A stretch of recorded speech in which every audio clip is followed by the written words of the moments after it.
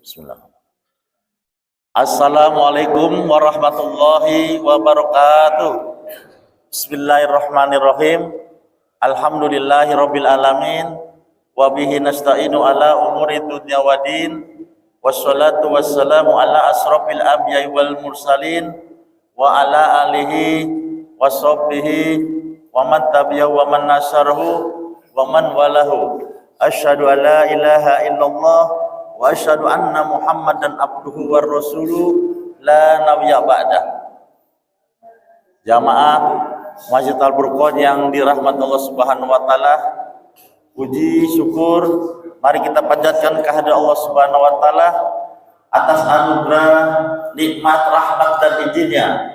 Pada hari ini setelah kita melaksanakan sholat subuh berjamaah, dilanjutkan dengan taklim subuh yang insya Allah akan disampaikan oleh Bapak Ustadz Muhammad Nur Hasan MSI SPD. Semoga Allah senantiasa tetap mencurahkan rahmat dan kasih sayang kepada kita semua. Semoga Allah senantiasa memberikan tetap konsisten untuk istiqomah kita membangun Masjid Al-Furqan yang kita cintai bersama. Sholawat, salam dan sanjungan tetap tercurah kepada junjungan Nabi besar Muhammad SAW beserta keluarganya, sahabat-sahabatnya, pengikut-pengikutnya, dan akhirnya kepada kita semua. Kita berharap dia nanti mendapatkan syafaat dari beliau. Bapak Ibu jamaah Masjid Al-Furqan yang dirahmati Allah Subhanahu wa taala.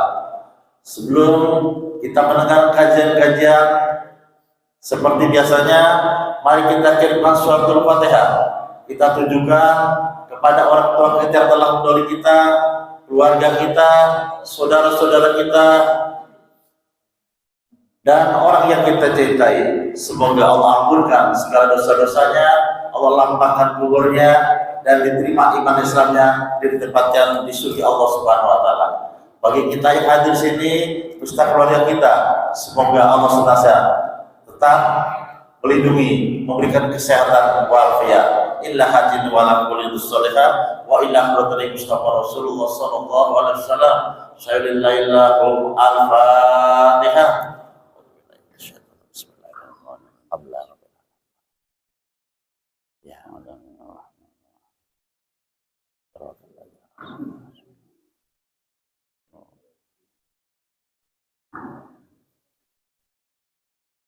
Mari Bapak Ibu-Ibu kita dengarkan kajian taklim ini. Mohon kepada Ustadz, karena ini awal dari Pak Ustadz, untuk memperkenalkan diri kepada jamaah, lalu silakan untuk memberikan kajian-kajian kepada jamaah Masjid Al-Furqan. Untuk itu kali bersilakan Pak. Assalamualaikum warahmatullahi wabarakatuh. Waalaikumsalam warahmatullahi wabarakatuh. Alhamdulillahi rabbil alamin bi ni'mati tatimmus shalihat. Asyhadu an la ilaha illallahul malikul haqqul mubin. Muhammadur Rasulullah shadiqul wa'dil amin. Allahumma shalli wa sallim wa barik ala sayyidina Muhammadin wa ala alihi wa sahbihi ajma'in. Innaka Hamidum Majid. Amma ba'd. Hadratul muhtaramin, para jamaah Masjid Jami Al-Furqan yang Allah muliakan.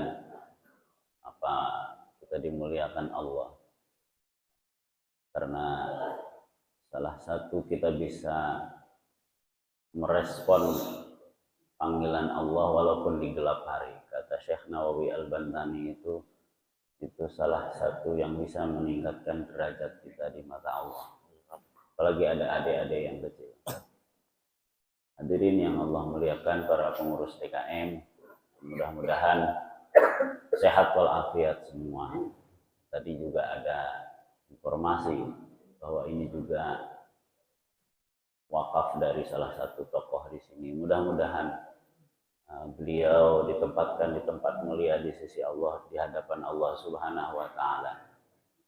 Terima kasih Pak Haji dan Ustadz kita tadi, Imam Subuh, Ustadz Irwan. Mudah-mudahan beliau diberi sehat walafiat dengan wasilah Makasih ya. Dari Ustadz Ahmad Mubarak saya beberapa waktu gitu ngobrol, beliau menyampaikan bahwa gimana kalau minggu kelima kita di Masjid Al-Furqan. Insya Allah saya nunggu dulu karena kitab ini waktu saya nyantren nggak ngaji, karena sekarang cuma ikut-ikutan aja sama putranya Al-Walid Habib Hamid bin Hud Al-Aqas yang di Cimanggis. Jadi Habib Mahdi yang sekarang ngajar, kebetulan beliau mengampu kitab ini. Jadi mohon maaf kalau ada bahasan saya yang masih sederhana. Nanti dari kita ini mengkaji bareng-bareng lah, kaji bareng-bareng. Jadi bukan hanya saya yang baca, tapi saya harus tanggung jawab terhadap kolbu dan amalia saya di depan Bapak maupun enggak di depan Bapak. Dan alhamdulillah minggu kemarin saya bilang insya Allah Ustaz Mubarak, beliau senior saya di pondok, jadi di Alhamdulillah di Sawangan. Setelah lulus beliau ke Bandung, saya nggak lulus di Depok. Jadi kiainya nggak boleh pindah-pindah, suruh bawa-bawain kitab ngaji mah enggak. Jadi mohon maaf nanti kalau ada hal yang memang kurang. Mudah-mudahan dari saya yang manfaatnya minallahi ta'ala. Jadi saya asli mah di Bogor, di Semarang, tapi di Depok, di Cimanggis tahun 2010 Ustaz. Tahun 90 saya ke Depok, jadi belum jadi Depok waktu itu, masih kecamatannya Parung, masih ikut Parung di Sawangan. Itu saja. Ini ketua DKM-nya Ustadz Dr. Andes Haji Abdullah Muhammad, ketua RW-nya Bapak Dr. Andes Usman Sukma. Ini adalah yang harus kita taati selain Allah dan Rasul, wa ulil amri minkum. Jadi banyak kita yang bahas ikut-ikutan sosial media, ngeritik lurah, ngeritik camat, ngeritik wali kota, ngeritik gubernur, apalagi mau kampanye. Kalau bisa jangan masuk masjid aja, silahkan kampanye di luar, di masjid kolbu saja, nanti hawa masjid panas, yang sudah-sudah begitu. Nah silahkan. Politik kita bukan politik yang menghancurkan, tapi kalau bisa euforia politik dalam rangka menikmati anugerah Allah Subhanahu wa Ta'ala. Hadirin yang Allah muliakan, sesuai saran beliau, jadi saya di sini kitabnya An-Nasaihud Diniyah, nasihat-nasihat agama, wal wasaya al-imaniyah, wasiat-wasiat untuk keimanan kita menjelang meninggalkan alam dunia. Jadi fisik ini nanti akan ditinggalkan ruh tidak akan hancur. Ada yang fisiknya hancur, ada yang tidak hancur atas izin Allah. Kenapa bisa hancur? Di dunianya tidak diperjalankan sesuai dengan perjalanan usia rohani. Bapak ada yang usia 60, nafsu syahwatnya masih 17, itu kemungkinan hancur di alam barzah. Bapak yang usianya 45 tapi godognya, marahnya kalau dikritik langsung emosi lebih galak dari yang kritik, kemungkinan akan hancur. Tapi ada anak muda misalnya yang 17 tahun, kematangan rohaninya bisa seimbang, bahkan lebih tua rohaninya, itu nanti akan dibimbing. Nah yang bagus, kita yang tua-tua mudah-mudahan mohon kepada Allah, biizni Rasulillah Shallallahu Alaihi Wasallam, rohani ini jangan jauh-jauh tuanya dengan fisik. Gimana? Kalau makan buat fisik ya Pak. Tapi kalau untuk jiwa, nafas, itu ada 7 tingkatan Bapak. Kalau sering marah adanya di mana? Kalau sering istighfar adanya di mana? Itu beda-beda tempatnya.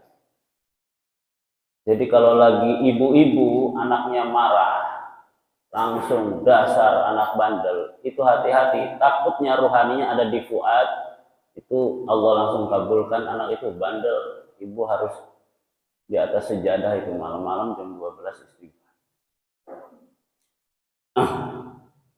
Jadi kadang-kadang yang disalahin guru, yang doain orang tua sendiri.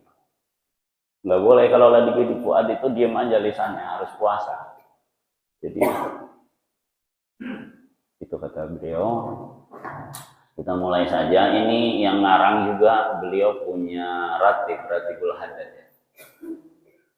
Jadi beliau wafat di Tarim, di Yaman ya. Di Tarim. Dan kenapa beliau mengarang Ratibul Haddad? Salah satunya adalah jasanya untuk kemerdekaan bangsa Indonesia.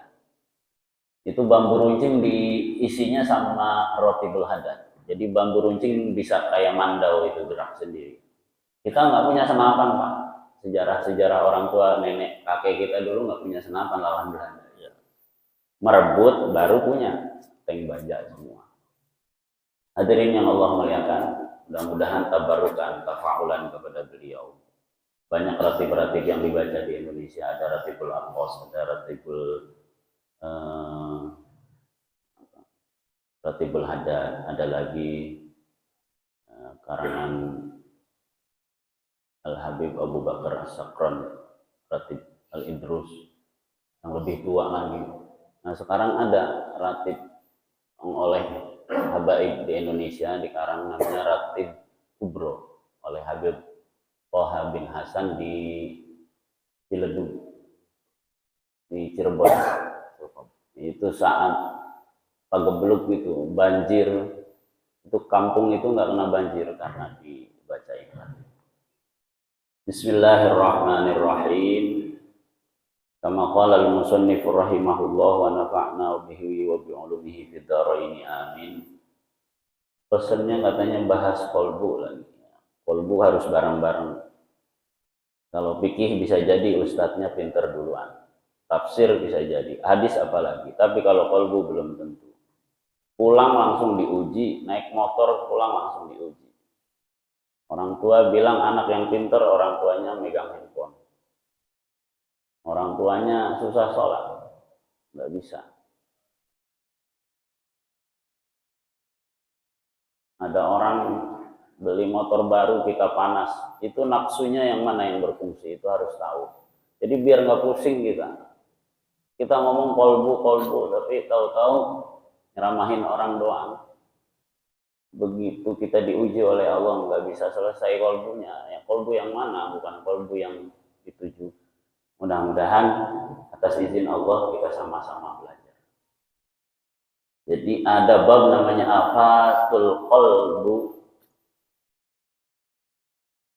wal jawarih. Jadi kehancuran hati dan anggota tubuh. Anggota tubuh inti itu jasmani itu ada 7 menurut Imam Ba'alawi Al-Haddad. Wa'lamu ma'asyiral ikhwan ja'alanallahu wa iyyakum mimman salahat sarirat wa alaniyah.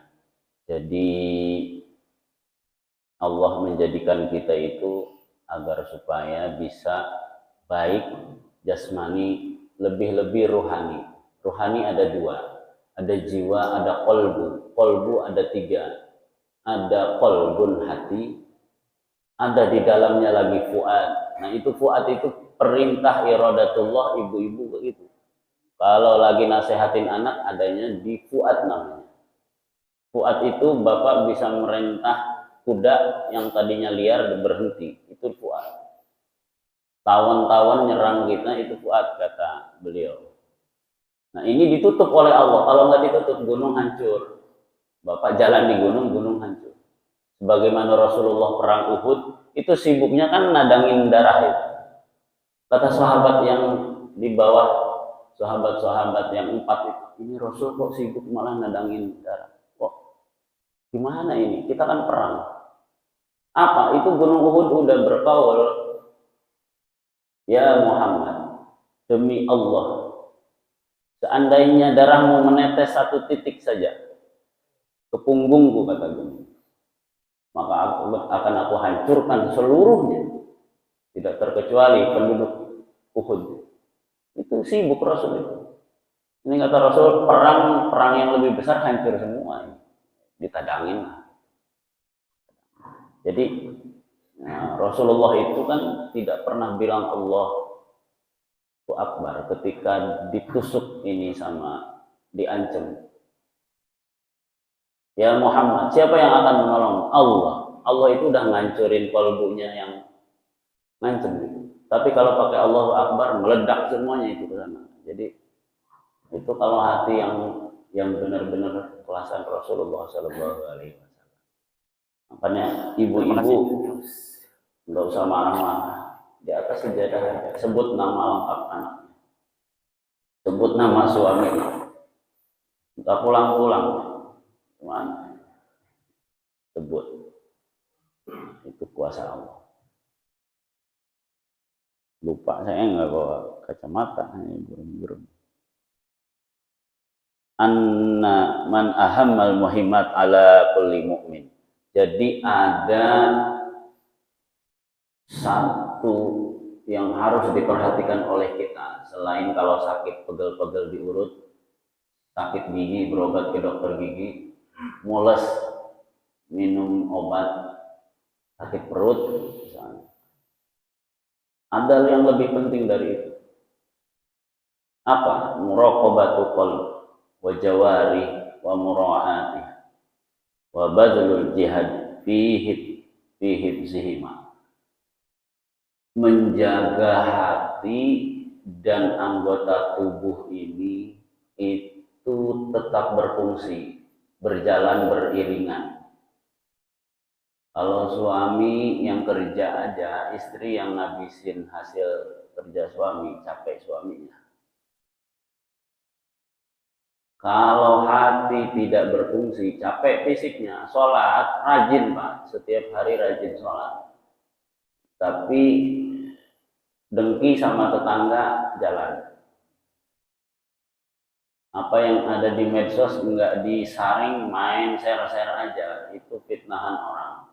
Misalnya ada tukang bakso di depan, ada kecoanya, di-share, habis warga ini nggak ada yang belanja ke tukang bakso itu. Itu gampang. Menurut beliau, orang yang seperti ini sholatnya tidak akan khusyuk. Ruhnya nggak masuk masjid, ruh itu taat kepada tempat suci, nggak mau, dia harus taubat batin. Kan kerjaannya jelekin orang. Kita sholat, tapi jasmani dengan nafs aja. Kalau anak-anak ribut, kita nggak fokus, malah nyalahin anak. Anak suci itu di dalam masjid, rohaninya suci. Kita yang rohaninya ngantri di luar nggak ikut sholat. Makanya dia teriak-teriak terus. Dinasehatin khutbah Jumat, nggak ingat-ingat. Oh iya, bagus di tengah-tengah. Sampai rumah, fisik nggak bisa gerak. Oh iya, tadi kata khotib harus begini, sedekah. Tangan berat mau sedekah itu. Karena ketika dinasehatin rohaninya di luar. Harus dipanggil, namanya ada mandi tobat batin. Itu harus sejalan biar nggak capek, biar nggak fisiknya muda, rohaninya tua. Wa kuffahuma an masakhitallah wa makarih. Jadi cukup harus meninggalkan, menjauhi apa yang dibenci oleh Allah dan apa yang membuat Allah itu marah. Wasti'malahuma bimuhabillah wa muradih. Jadi harus kita lakukan adalah mengamalkan sesuatu yang disukai dan dicintai Allah sampai Allah ridho. Nah, yang dipanggil nafsunya ya ayyatuhan nafsul mutmainnah. Yang tidak mutmainnah dua ke bawah itu akan dilebur oleh Allah, nggak ikut ke alam akhirat. Syahwat, ghadab, jabatan nggak mau digeser sama orang, punya keputusan nggak mau dimusyawarahin. Kalau nggak, saya nggak mau ikut musyawarah. Kalau saya nggak mau ada di sini lah, kalau pakai musyawarah nggak mau. Itu akan dilebur. Yang dipanggil itu yang mutmainnah ke atas. Yang kalau ada saudara nggak punya duit tapi datang ikut begadangin karena ada yang kena musibah. Itu yang begitu yang nanti nggak akan punah oleh hilangnya kita dari dunia ke alam barzah dan akhirat. Itu yang abadi. Yang senyum, kemudian yang sering membantu. Yang kalau ada orang kena musibah dia yang paling sedih duluan. Itu tanda-tanda. Nah, kalau Bapak merasa itu, maka hatinya lagi deg-degan. Deg-degannya hati itu, ruh itu merasa terpanggil bahwa saya harus seperti itu. Selama ini ditutup oleh nafsu dan godok kita. Kalau nasihat, nafsu godok pura-pura dengar, Pak. Pura-pura. Sampai rumah itu ditutup sama dia. Karena lebih tua dia daripada kolbunya. Makanya kolbunya dituain. Pakai apa? Pakai zikir. Zikir ada yang zikir kolbu, ada yang zikir lisan. Yang suka mencaci orang, menghina orang, ininya harus ditutup. Baca di dalamnya istighfar, kalau enggak sholawat. Tahan, itu panas itu. Biasa ngomongin orang, kalau enggak ngomongin pegel. Nah itu harus puasa. Puasa namanya puasa lisan. Kemudian Allah Subhanahu wa ta'ala berfirman, a'udzubillahi minasyaitonir rajim. Innas sam'a wal basar wal fuad. Itu Allah sendiri yang memberikan kuncinya sebetulnya. Iblis nggak bisa masuk ke ranah fuad ini, Pak. Kita sendiri yang bikin ulah. Mobil dimasukin ke fuad, duit masukin ke fuad. Apalagi anak punya prestasi di status di Facebook. Ada orang yang nggak punya anak, sakit hatinya, itu nanti Allah puter, Pak, dunia. Suatu saat dia bisa jadi kena posisi yang sama. Itu hati-hati. Kita lagi ngomong ini, tapi kalau syariat ini nggak apa-apa. Status di Facebook, orang Facebook kita kan, akun kita, WA kita nggak apa-apa. Tapi kalau mau bergeser rohaninya ikut tua, ya mulai kurangi. Status-status yang membahagiakan kita menyakiti orang. Apalagi yang menyakiti kita menyenangi orang juga jangan terlalu banyak curhat, jangan. Kalau kolbunya mulai geser Bapak ke fuad, enak Pak curhat sama Allah itu. Air mata ngalir aja. Bukan nggak boleh curhat ke manusia. Nanti Bapak jadi curhatan manusia. Kan jangan sampai nggak ada kita curhat ke manusia. Tapi dia menghantarkan kita kepada Allah. Gitu. Kalau orang curhatan buat ngisi kantongnya sendiri, capek Bapak nanti. Harus bolak-balik ke dia nanti. Dia cukup menghantarkan sebentar aja. Hantarkan Bapak ke yang kuasa, yang maha pemilik. Kalau yang tukang parkir lagi susah nanti. Capek. Parkir. Sesungguhnya pendengaran wal basar, penglihatan, wal fuad, detak hati yang bicaranya mengenai af'alnya Allah. Angin berhenti itu oleh Nabi Daud di fuad. Nabi Daud baca apa? Zabur ya. Itu kolbunya Nabi Daud adanya di fuad. Air berhenti Pak. Nabi Daud lagi baca Quran. Burung terbang berhenti. Kan mustahil kalau sekarang. Itu pakai fuad. Makanya anak yang mau bandel, ibunya doa pakai fuad, hatinya itu dirasa kasih sayang namanya fuad. Itu terbayang wajah ibunya, kadang-kadang nggak jadi mau bandel itu. Bukan dia yang ngendaliin itu, iradatullah. Karena ibunya kasih sayang tinggi. Kullu ulaika, pendengaran kita, tetangga gosip kita ikut. Wal basar, penglihatan kita, aib orang sangat jelas di mata kita. Kana anhu mas'ula, itu ada konsekuensinya Pak, enggak gratis. Itu akan ditanya, penglihatan mata, penglihatan persepsi. Bapak belajar S1, S2, S3, dipakai buat apa itu ukurannya? Dipakai untuk mengurangi tanah tetangga apa? Sedekahin buat tetangga, buat umum gitu. Jadi Bapak belajar ngaji, ceramah, khutbah dan yang lainnya. Khutbahnya untuk orang apa untuk dirinya juga? Jangan-jangan kita ngekhutbahin orang dirinya bebas dari khutbah. Nah, itu ada konsekuensi. Sampai jam berapa Ustaz? Nanti suruh. Wah, takut kelamaan nanti sampai ini. Wal qalbu wal jawarihu min a'zamu ni'amillahi ala ibadi. Jadi harusnya qalbu dan anggota tubuh kita itu apapun kegiatan kita di alam dunia ini, itu yang pertama harus tidak lupa terhadap nikmat Allah yang agung. Nikmat Allah yang agung tuh nggak terasa kalau yang bimbing bukan hati. Contoh pagi ini saja, bisa di dalam satu tempat ini. Saya kalau tadi naik motor kepleset belum tentu sampai, Pak. Kan licin misalnya. Bapak keluar dari rumah kepleset juga belum tentu sampai sini. Apa itu termasuk kita rasa syukur jasmani? Qalbunya harus dilatih. Satu, oh saya udah sampai masjid. Yang di rumah pada tidur, yang di rumah nggak dapat hidayah. Itu ujian, iblis masuk itu. Kita udah di masjid, tempat termulia, tapi berpikirannya jelek, menjelekkan tempat lain di luar yang baik. Jebakan lagi dari.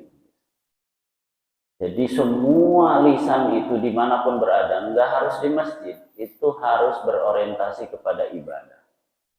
Jangan di masjid ibadah, di luar masjid nggak ibadah, qalbunya liar, itu harus diikat.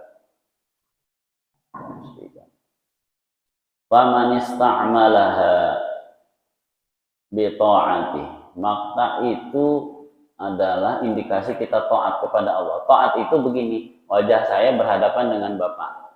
Kalau nggak taat, wajahnya diputar, Pak, dibalik. Itu jangankan wajah kita memalingkan kepada Allah, menghadap kepada Allah, hati kita tidak berhadapan dengan Allah, itu gelap di dunia. Mengapa kita harus sujud dan sholat? Agar eksistensi kita di dunia menjelang akhirat ada cahaya. Karena cahaya hakiki adalah Allah Subhanahu. Terus udah sholat kita merasa terang.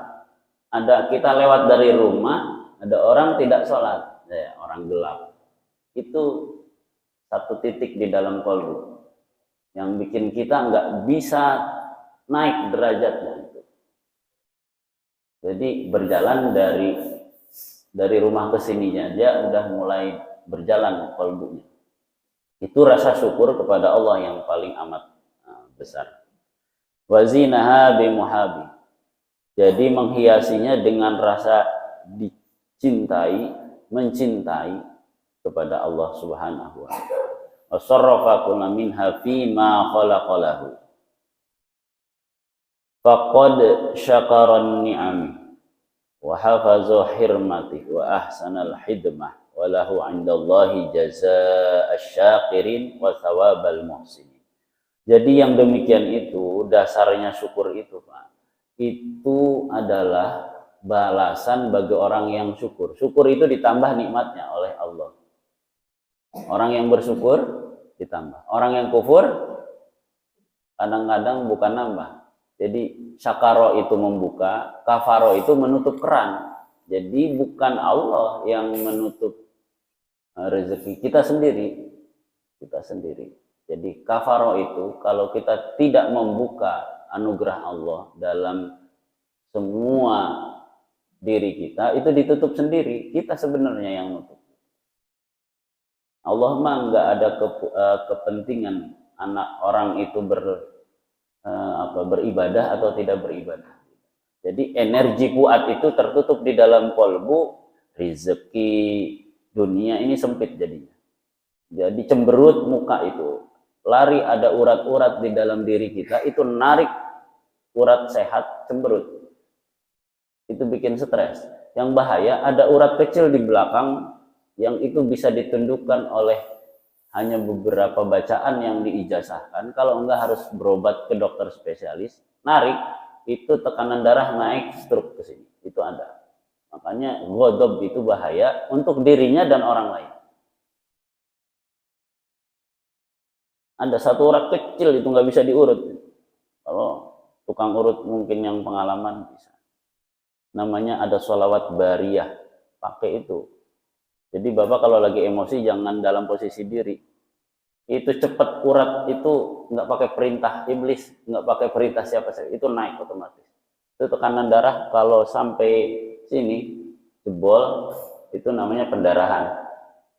Nah, bisa yang kiri dulu kena, bisa yang kanan dulu. Na'udzubillah min dzalik.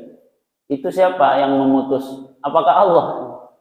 Enggak, itu potensi itu udah dikasih ke kita, namanya kita tuh khalifah di alam semesta ini, dititipkan oleh Allah untuk mengelola diri sendiri, ruhani, jasmani, dan orang lain.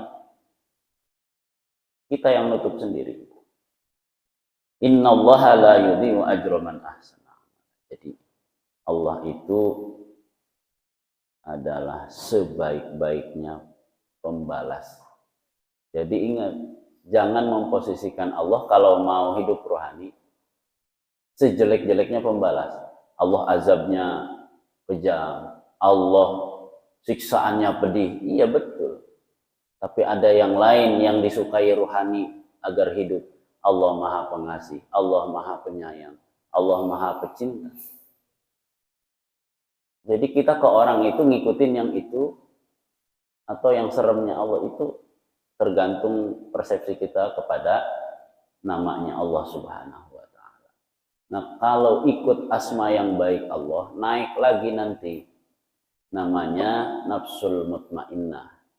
Nah, nafsul mutmainnah itu namanya sifat kasih sayangnya dominan. Sifat rasa empati tumbuh. Tidak hanya kita bicara seperti ini kajian, tapi nanti dikasih kesempatan oleh Allah, kesempatan praktek. Di praktek ini mau nggak kita konsekuen dengan niat kita. Itu namanya nafsul mutmainnah. Jadi nafsu itu aliran dari baterai ke robot. Ya. Jadi kalau kolbu itu baterainya, robot fisik kita, jasmani kita. Mau yang mana yang kita fungsikan? Waman arsala qalbu wa jawari fi mukhalafatil amal. Ada juga orang yang kolbu dan anggota tubuhnya itu untuk melanggar perintah Allah. Untuk melanggar perintah Allah. Bagaimana yang seperti ini? Yang seperti ini itu di dalam firman Allah Subhanahu wa Ta'ala, yauma tashhadu alaihim. Yauma tashhadu, pada hari ini.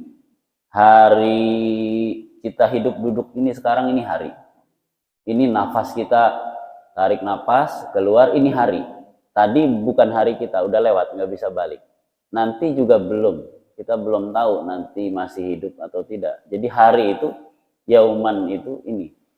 Nah, pas kita lagi sadar sekarang itu namanya hari. Atau ada hari nanti akhirat. Hari yang tidak ada habisnya. Itu. Alsinatuhum, lisan-lisan kita ini, lisan yang tidak bertulang, lisan di Facebook, di WA, di majalah, di koran kalau dulu, di apa, pokoknya di yang lainnya, itu wa aidihim, kemudian apa, tangan kita, wa arjuluhum, kaki kita, jejak-jejak kita di masyarakat, jadi dapat amanah, jejaknya baik-baik terus gitu. Bima kanu ya'malun, itu akan ada saksi yang akan memberikan fakta nanti, sekarang maupun di akhirat. Jejak digital bahasa sekarang, itu nggak bisa hilang. Orang pernah mencaci maki tetangga serumahnya gara-gara daun pohon jatuh, itu tetangga susah lupanya itu. Kalau maafin mungkin bisa. Kalau apalagi disaksikan 3 orang tetangga yang lainnya. Kemudian ayat yang lain Allah berfirman, al-yauma nakhtimu ala afwahihim. Nah, kalau sudah al-yauma itu berarti namanya khusus.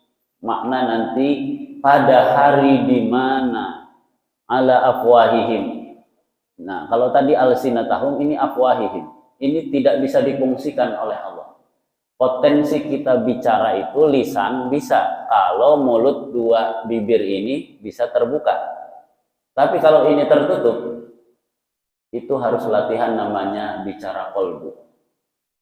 Kalau kita misalnya ketemu orang sakaratul maut, lisannya tidak bisa berfungsi karena Allah takdirkan melalui fuadnya atas perilakunya mungkin ditutup, maka harus ditalkinnya dengan talkin qalbu.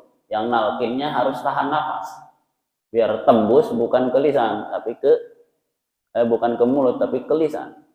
Karena kalau yang nalkinnya nggak bisa, yang nalkin iblis. Nanti digoyang, oh Allah kok begini, saya kok akhir hidup saya disakiti.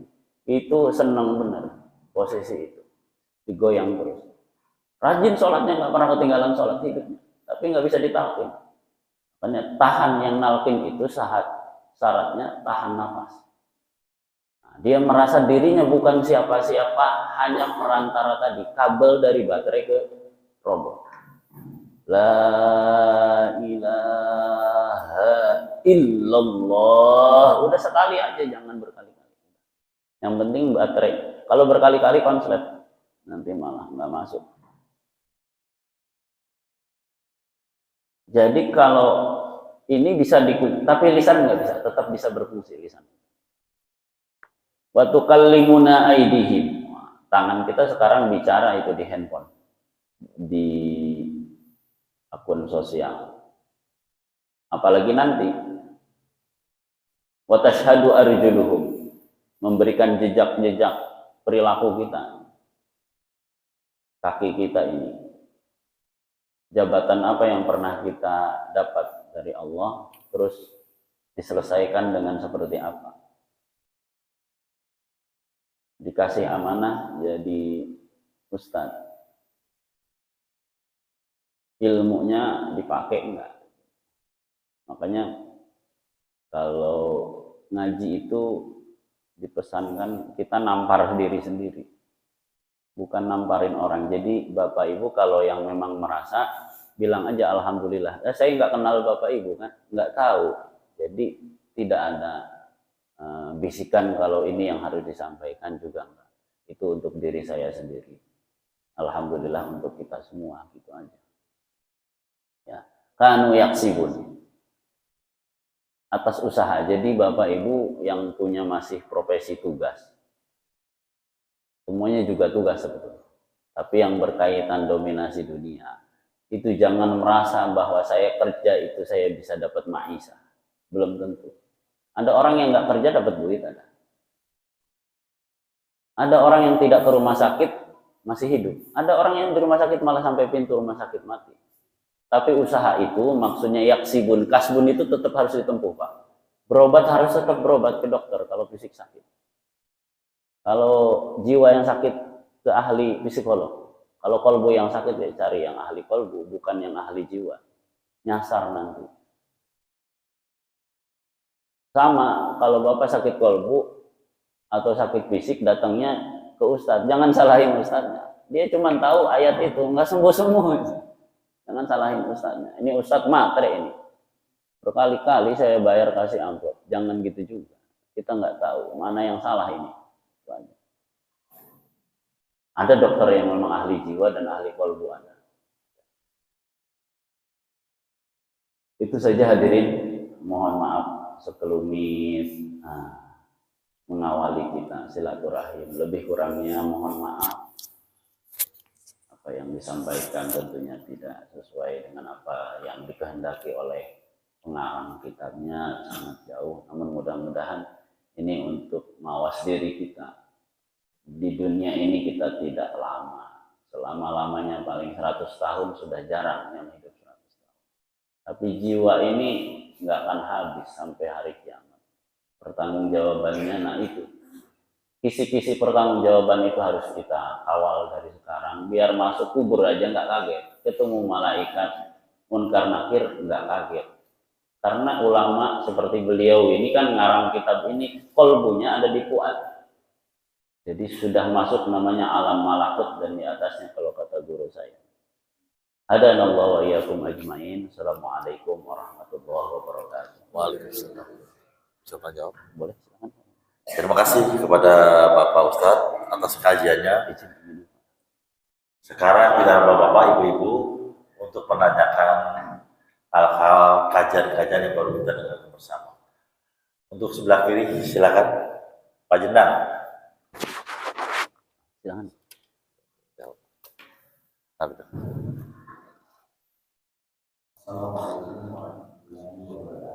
Waalaikumsalam warahmatullahi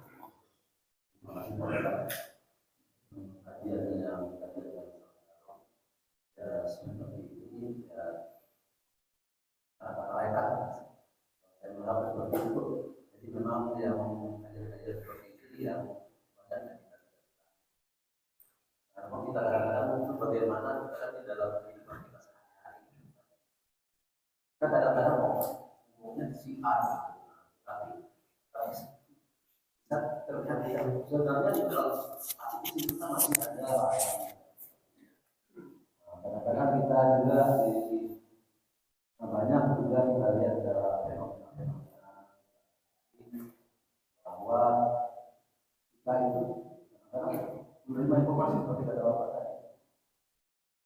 Menemukan satu aliran sama kita, aliran kualitas. Apa yang cocok sama kita? Kita belum tahu apa yang benar atau tidak. Karena seirama dengan kita itu yang kadang-kadang yang kita lihat.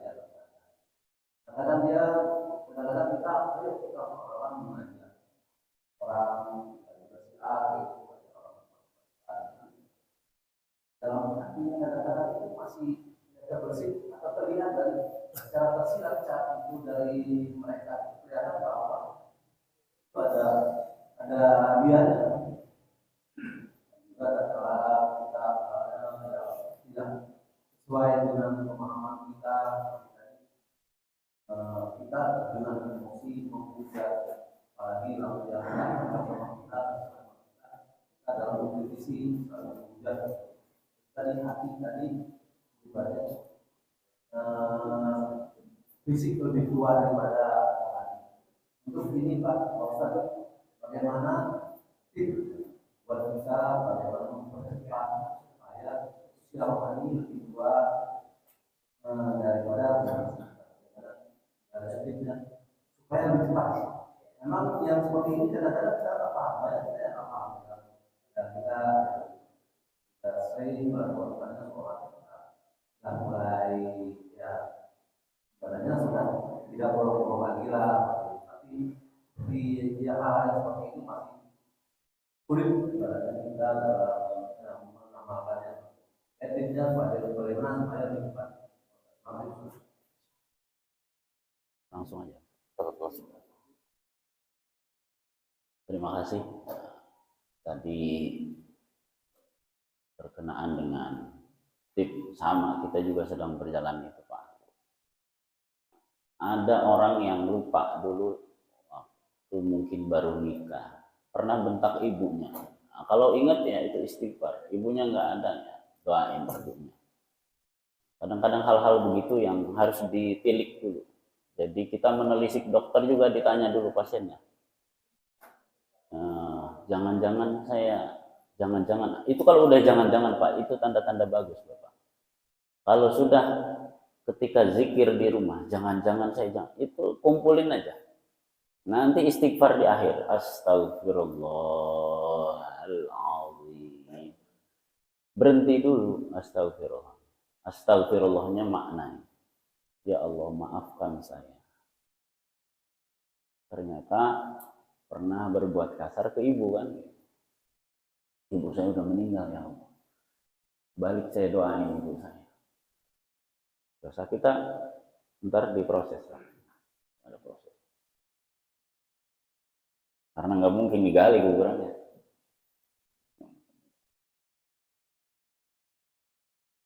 Yang kedua zikir. Kalau sholat itu untuk fisik biar tidak mengkerangkeng rohani. Jadi sholat itu bukan untuk kaya. Allah kalau orang nggak sholat nggak kaya. Ya usaha kalau mukanya. Nanti ini saya disalahin lagi. Gimana sih? Usaha doang nggak sholat. Sholat itu usaha. Agar ruhani tidak terkerangkeng oleh jasmani. Biar dipikirin ini pori-pori, kuku, tangan. Begitu Allahu Akbar. Yang besar hutang di pikiran kita apa Allah. Jangan kata-kata lisan doang Allahu Akbar tapi hutang masih ada di kepala. Nggak sopan kita di hadapan Allah. Allahu Akbar, saya udah sedekah. Sedekah kita seberapa besar dengan Allahu Akbar? Allahu Akbar.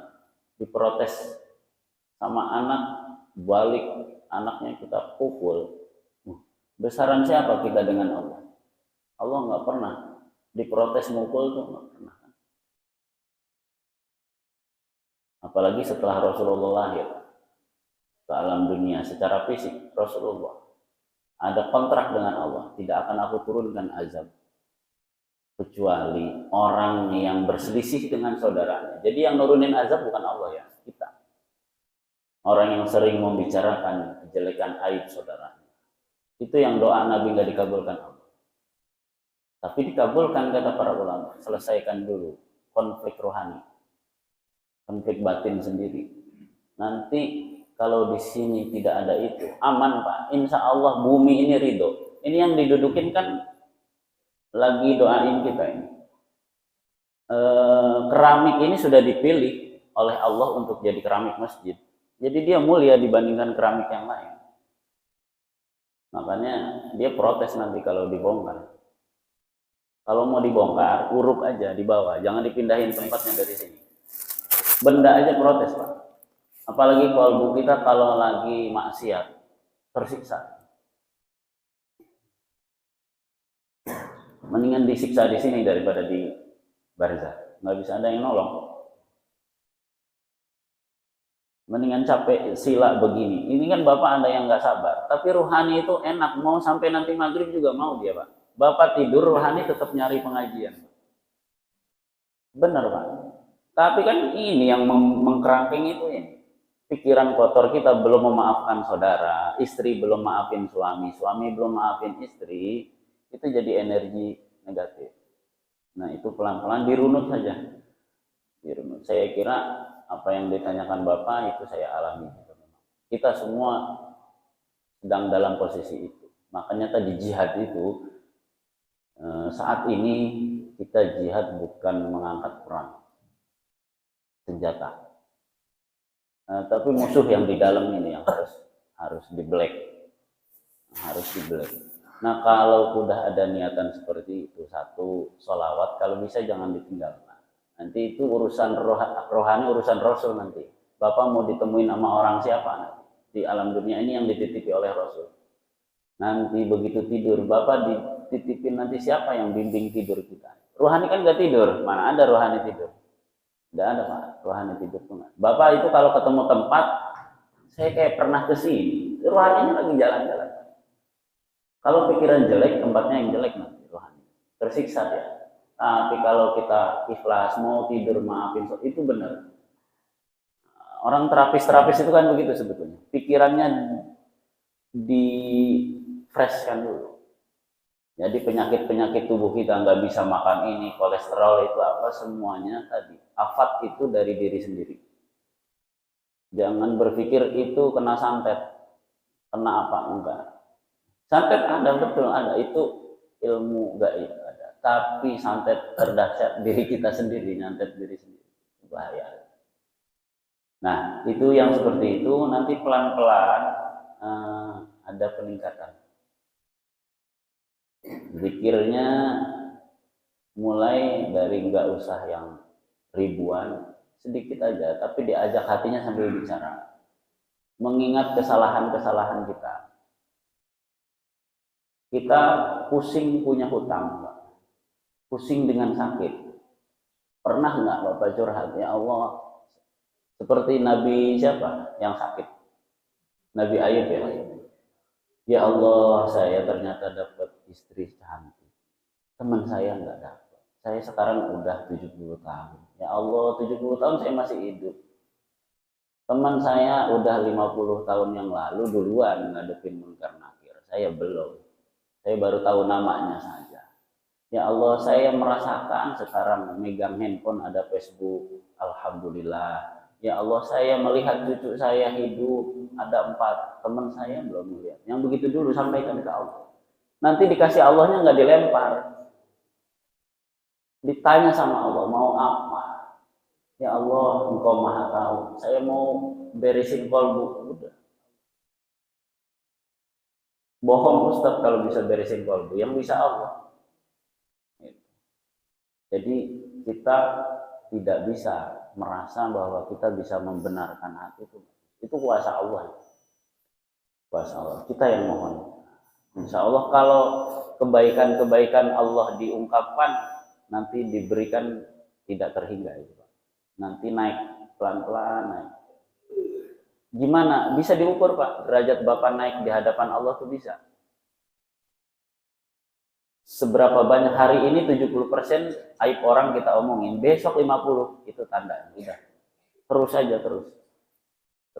Karena musuh juga lagi nyorot. Iblis dan setan itu pasti lebih banyak orang yang sibuk dengan kolbu daripada orang yang sibuk dengan jasmani. Itu udah pasti udah. Ada lagi Bang? Mohon maaf kalau kurang puas. Ada? Silakan Pak. Assalamualaikum warahmatullahi wabarakatuh. Waalaikumsalam. Bagaimana kita mengamalkan Al-Quran, Pak? Kata Al-Quran mengamalkan. Apakah benar jasa itu tidak hancur sampai hari kiamat? Waalaikumsalam warahmatullahi wabarakatuh. Hakikatnya jasad itu semua akan hancur. Yang sifatnya fisik akan diganti oleh material yang immateri. Hakikatnya. Tapi karena Bapak Ibu mewarnai itu dengan immateri dulu atas izin Allah ini. Potensi itu diberikan saat di dunia yang sifatnya qadim Al-Quran, tapi bukan di lisan, masuk ke hati itu tadi. Contoh apa misalnya? Maunya surat Qul huwallahu ahad, atau misalnya Qul a'udzu birabbin nas. Misalnya, begitu Bapak berhadapan dengan pejabat, di kolbu hanya Allah, pejabat tertinggi di kolbu. Itu Quran berapa huruf sudah masuk ke kolbu.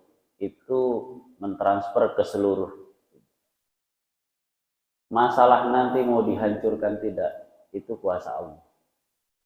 Orang yang tidak hafal Quran pun, kalau kuasa Allah, ya nggak hancur. Jadi intinya sebetulnya kuasa Allah. Tapi indikasinya ada. Dikasih tahu. Yang sifatnya punya rasa kasih sayang itu tidak akan dihancurkan.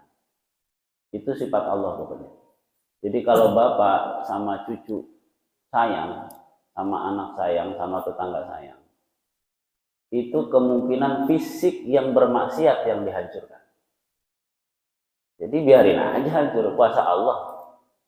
Jadi kalau ngelihat kuburan yang satu utuh, yang satu hancur, yang sama yang hancur jangan suuzon. Itu yang maksiat di dunia dihancurkan, diganti. Yang jasmaninya utuh, itu buat tadabbur qalbu kita. Ini gimana bisa utuh? Itu yang dipelajari. Jadi kalau ada nanti tetangga pindahan urban, dia mah hancur, nggak ada bekasnya. Siap-siap, ini harus jaga hati yang lebih. Apa yang kita pandang saat ini di alam dunia itu harus dikembalikan, digeser ke positif aja. Nanti insya Allah, saya juga belum mati, nggak tahu ini hancur apa enggak. Tapi kita usaha saja mengabadikan nilai-nilai kasih sayang itu, insya Allah tidak akan hancur. Karena itu nilai umum. Malaikat juga suka itu. Dia kasar sekasar apapun. Jadi kalau kita misalnya dipotret malaikat itu senyum ramah, nanti ketemunya sosok malaikat yang senyum dan ramah. Kalau kita persepsi bos kita bakal mecat kita, benar-benar dipecat Pak. Energi positif dalam diri pengaruh terhadap pantulan komunikasi di dunia aja begitu. Apalagi malaikat yang tahu kalbu. Gimana nih orang? Orang yang tidak kita tahu saja, kalau kita sujud dia moodnya jelek, nggak betah. Saya duduk di samping bapak ini nggak betah dekat saya, panas hawanya, karena di dalam kalbu ada nur itu, ada nar, ada api itu panas. Anak kita nggak suka deket kita, nggak suka. Walaupun saya nggak pernah marah, dendamnya terasa itu. Berapa meter itu? Kolbu itu kalau nggak berfungsi, kolbu mati saja 3 meter Pak energinya. Hawa jeleknya. Kalau berfungsi itu bisa. Makanya para ulama kayak Syekh Abdul Muhi di Pamijahan itu di dalam gua ketahuan Pak. Karena harumnya zikir itu dalam gua. Kenapa kita yang di alam terbuka ini kok kayak orang mati? Berarti ada yang belum berfungsi. Nah, mudah-mudahan saja fisik kita kalau nggak mau hancur, ya alirkan energi kasih sayang itu sekarang. Insya Allah nggak akan hancur. Kalaupun hancur berarti kasih sayang Allah diganti nanti sama yang baik. Karena nggak layak masuk surga yang kurang baik. Ganti. Mungkin itu saja Pak. Sekali lagi untuk ibu-ibu, silakan. Ada mau dipertanyakan ibu? Tidak ada. Kalau gitu karena waktu sudah berlalu, terima kasih kepada Bapak Ustadz atas kajian-kajiannya pada pagi hari ini. Semoga bermanfaat, kita bisa pergunakan dalam kehidupan kita sehari-hari. Terima kasih kepada hamba Allah yang pagi ini telah memberikan konstitusinya kepada kita semua. Semoga Allah memudahkan, kelancaran, semoga senantiasa dalam lindungan Allah Subhanahu wa taala. Terima kasih kepada tim kreatif Majelis Al-Furqan, Bapak Tarmudi, Bapak Muhammad Budi Nugraha, Bapak Budiono atas atensinya kepada kita semua di sini. Semoga Allah membalas kebaikan dari Bapak sekalian. Untuk menutup kajian pada pagi ini, mohon kepada Pak Ustadz untuk memimpin doa.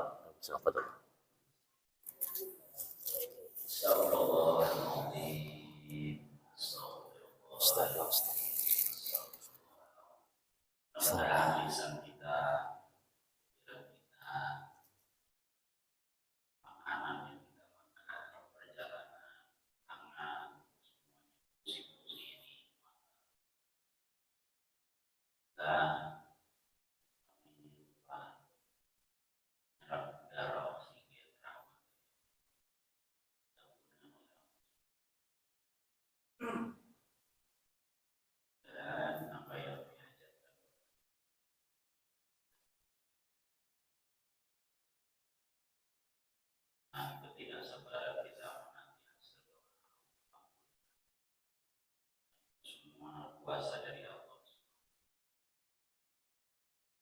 Allahumma shalli ala sayyidina Muhammad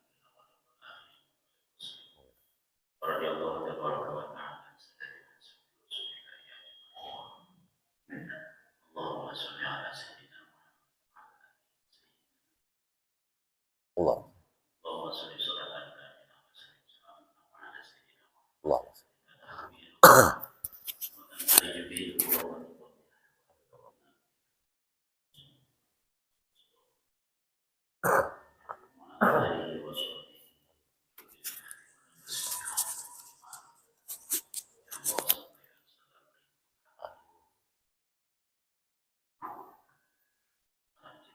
Amin.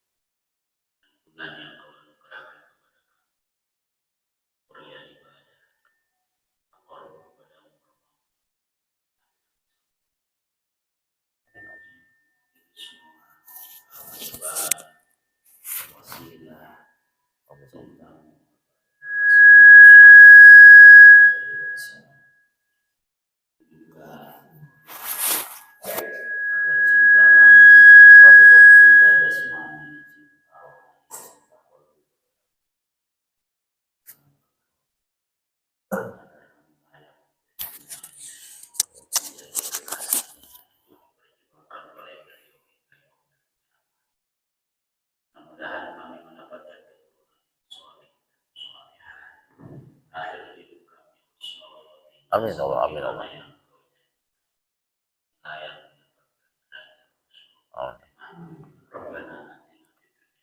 Amin.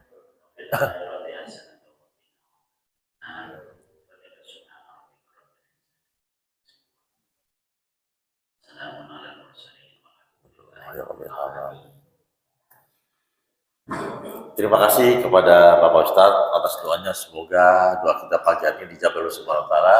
Terima kasih kepada bapak-bapak, ibu-ibu, jamaah Masjid Al-Qur'an yang telah hadir. Semoga